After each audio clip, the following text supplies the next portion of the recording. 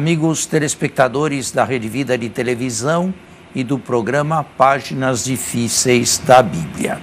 Como sempre, neste horário, neste dia, nos encontramos para a discussão, melhor, o diálogo entre algum texto bíblico e, naturalmente, a sua explicação, num nível relativamente alto, como costumo fazer aqui na Rede Vida de Televisão. Padre Anselmo tem a palavra e o assunto foi você que quis trazer aqui para hoje.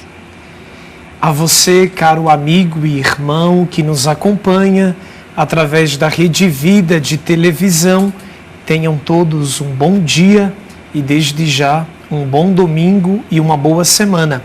Como bem nos falou o Padre Fernando, faz algumas semanas, para não dizer meses, que o Padre Fernando aqui conosco e com você que nos acompanha da sua casa, através da Rede Vida, juntos já pensamos e meditamos muitos temas de caráter introdutório sobre as Sagradas Escrituras. Lembremo-nos, foram vários: inspiração, canonicidade, gêneros literários. E hoje nós quereríamos dar continuidade à nossa conversa, falando um pouquinho sobre a diferença e também a semelhança entre exegese e teologia.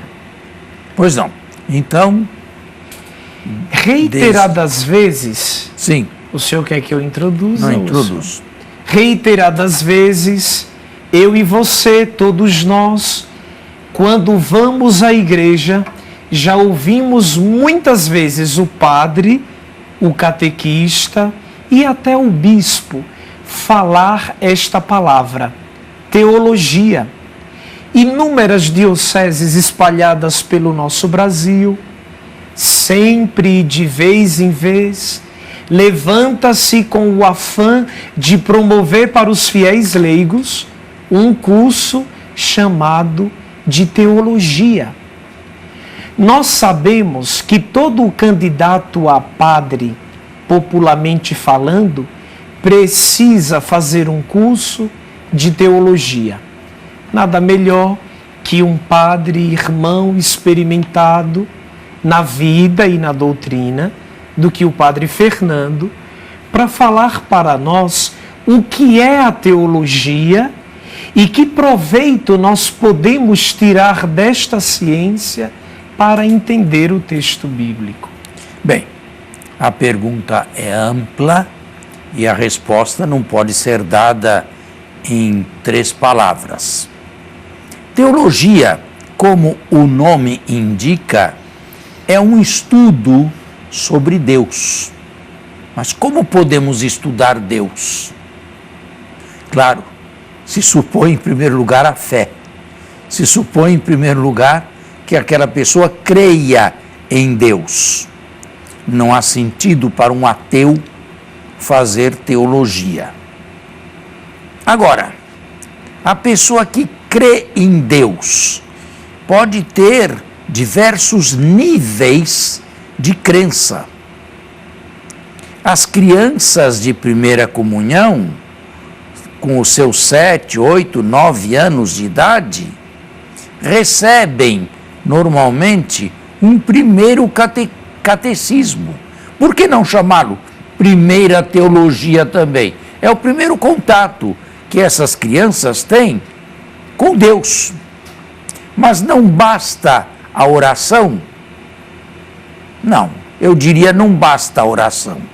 Nós somos racionais, nós somos animais racionais. E a nossa racionalidade exige a compreensão, quanto possível, de Deus e do seu mistério. Mas surge logo a objeção: Deus é inefável, Deus é inenarrável, Deus é transcendente, Deus está acima de qualquer pensamento nosso. Como podemos falar então de Deus? Quem jamais viu a Deus neste mundo, a ponto de poder dizer-nos como Ele é? Isto não seria possível, não poderia acontecer de jeito nenhum se o próprio Deus não tivesse, na tradição judaico-cristã, descido até nós e inspirado autores para transmitir a sua palavra. Nós não fazemos teologia especulando sobre Deus, especulando sobre o mistério de Deus. Isto nos é absolutamente impossível. Nós fazemos teologia debruçando-nos de maneira real, de maneira concreta, para quem é adulto, de maneira racional, profunda, sobre a revelação de Deus. Nós podemos falar de Deus desde que conheçamos a realidade de Deus, ou, dito com outras palavras, a revelação de Deus. Conhecida a revelação, nós podemos estudá-la.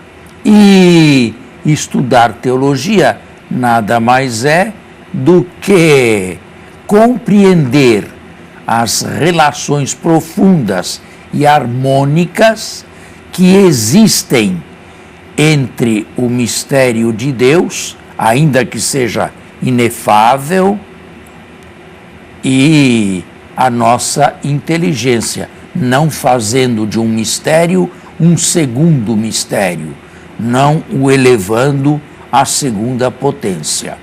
A revelação de Deus não é, digamos, plenamente racional, no sentido que a entendemos por completo, mas também não é irracional.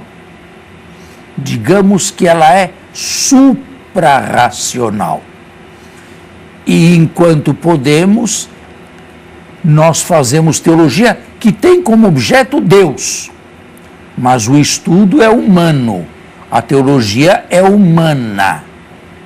A teologia pode trazer eventuais erros ou coisas desconexas. De qualquer maneira, é um estudo profundo que se faz, tanto quanto possível, sobre a revelação ou o dado revelado de Deus. E a partir daí, é claro, se tenta ajustar todas as peças da revelação a ponto de dar um mosaico bonito, um mosaico completo, um mosaico crível, um mosaico que possa ser aceito não só do especialista, mas também do grande público, sobretudo aqueles adultos interessados em se debruçarem sobre a revelação de Deus.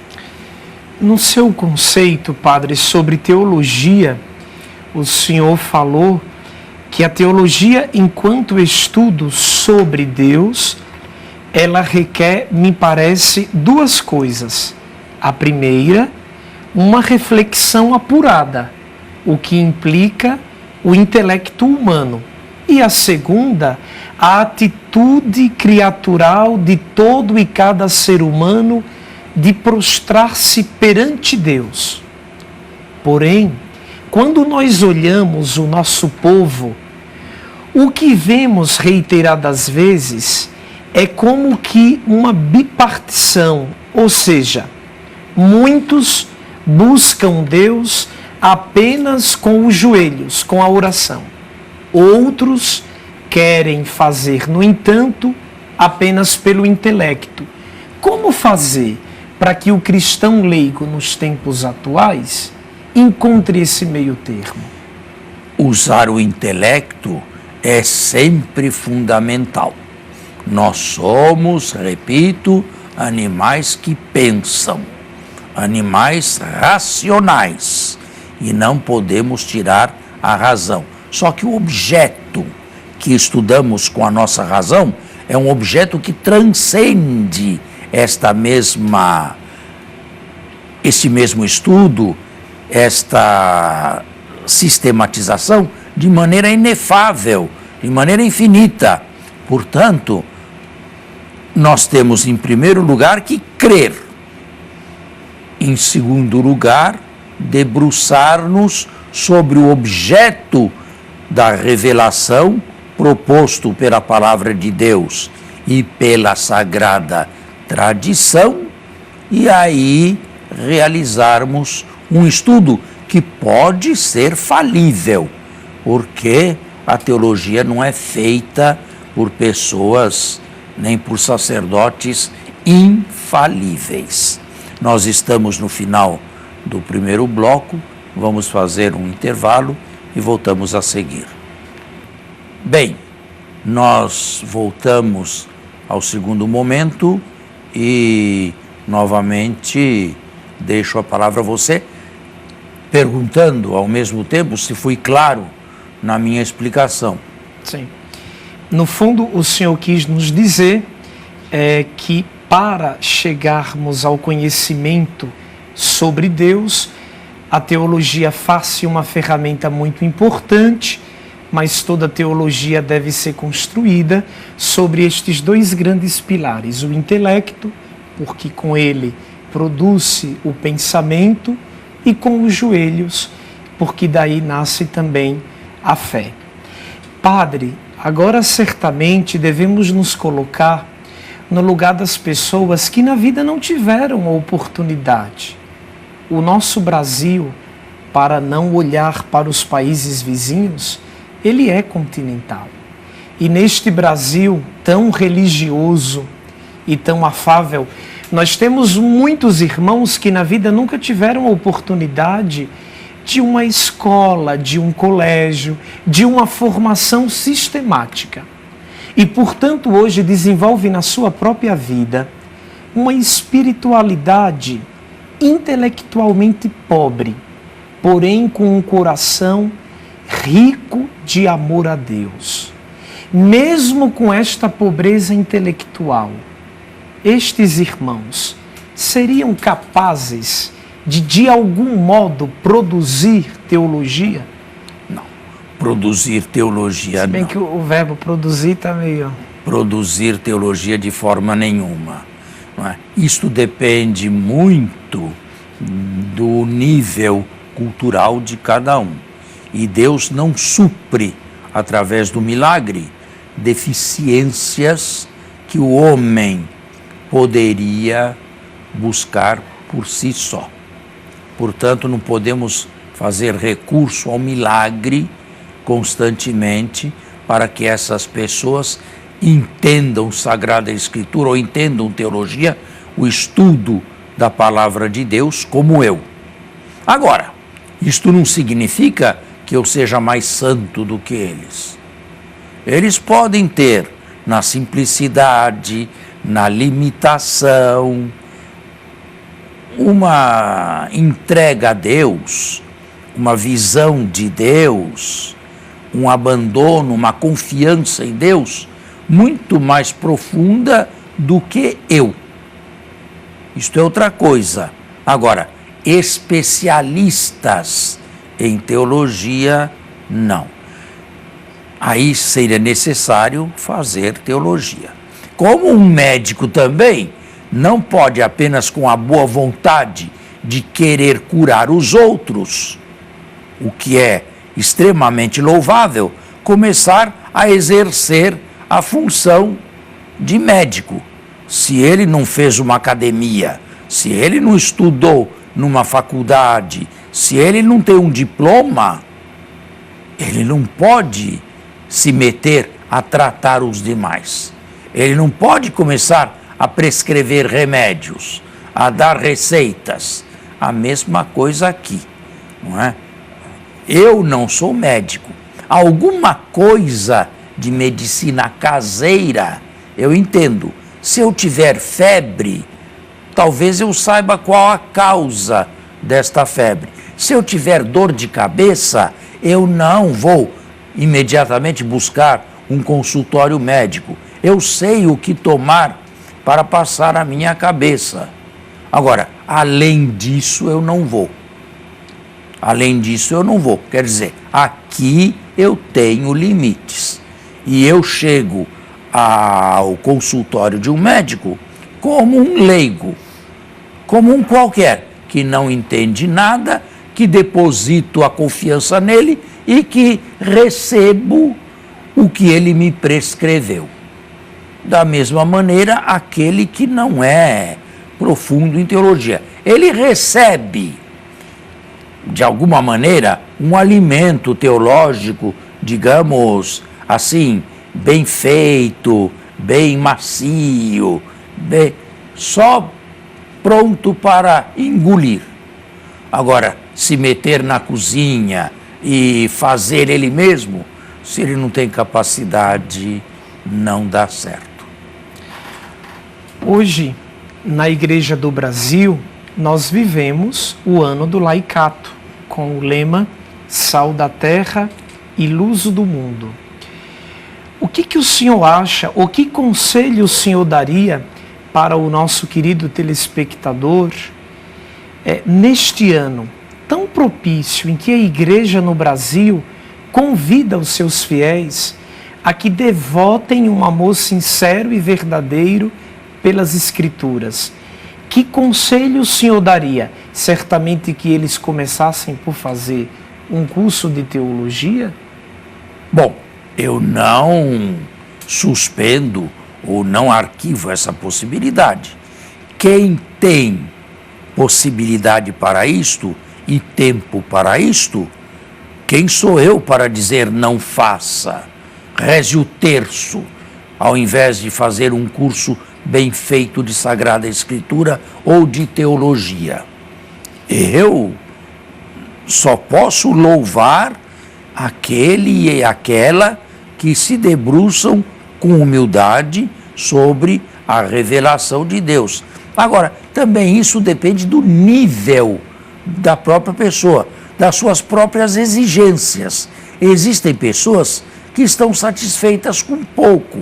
Na verdade, receberam um talento apenas e se satisfazem com aquele talento. Não jogam fora.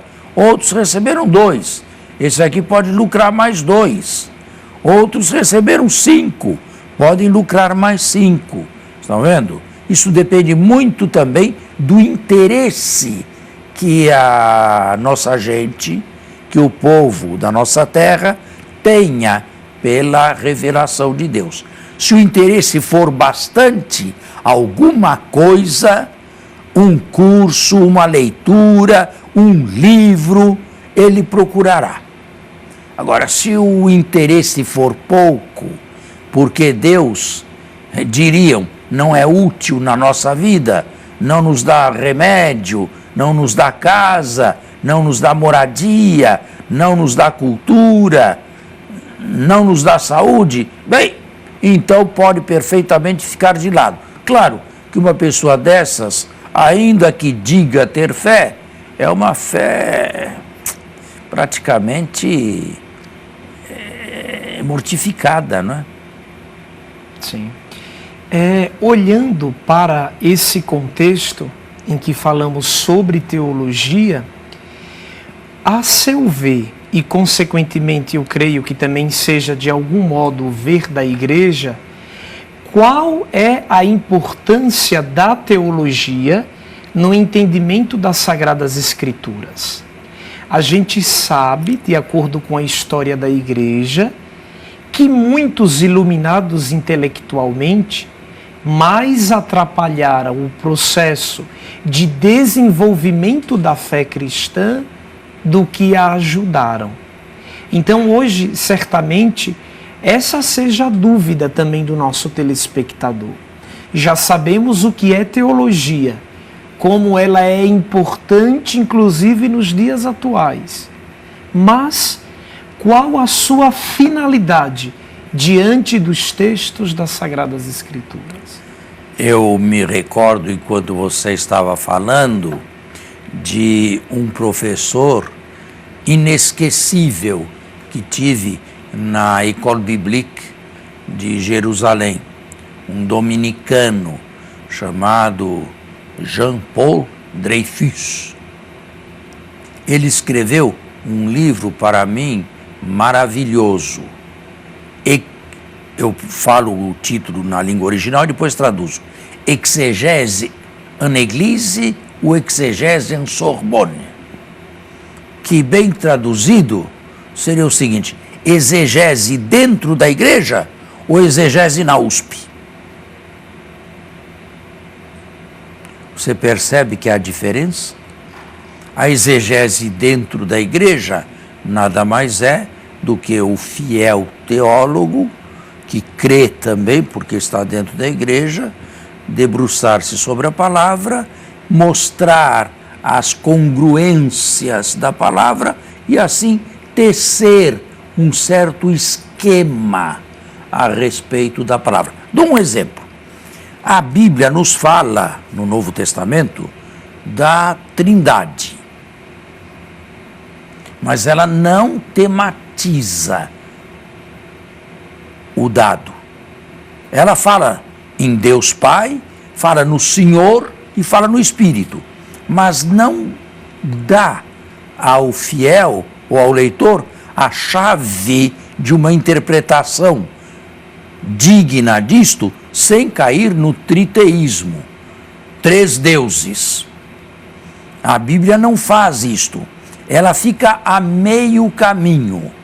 Compete então à teologia, e os concílios primeiros foram profundamente cristológicos e teológicos, em buscar coerência entre o Pai, o Filho e o Espírito Santo, usando uma linguagem compreensível ao homem de todos os tempos, porém não bíblica.